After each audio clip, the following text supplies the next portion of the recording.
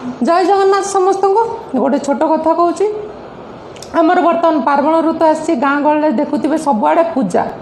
पूजार माहौल एक सृष्टि से पूजा किसी चांदा उठा जाए जो थे माँ मूर्ति हुए माँ पूजा हुए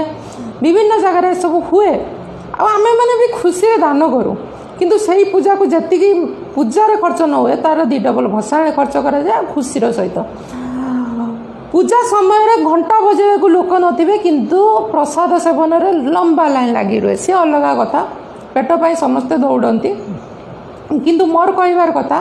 आम जो मेलोडी पार्टीटे करुचे कि डीजेटे करुचे ना ता जगार जदि आम क्विज कंपटीशन करते पिलांग पाई क्विज कंपटीशन करते मंत्र कंपटीशन करते गीता भागवत रामायण गाथार ऊपर क्विज कंपटीशन करते से 10,000 5,000 अमाउंट पिला 1,000 टंका सांत्वनामूलक प्राइज समस्त को रखते 1,000 टंका कि 500 टंका हो 100 टंका हो पिला पाठ पढ़ा सहित पिला मन में गोटे उत्साह जातना होता जानापी आम धर्म विषय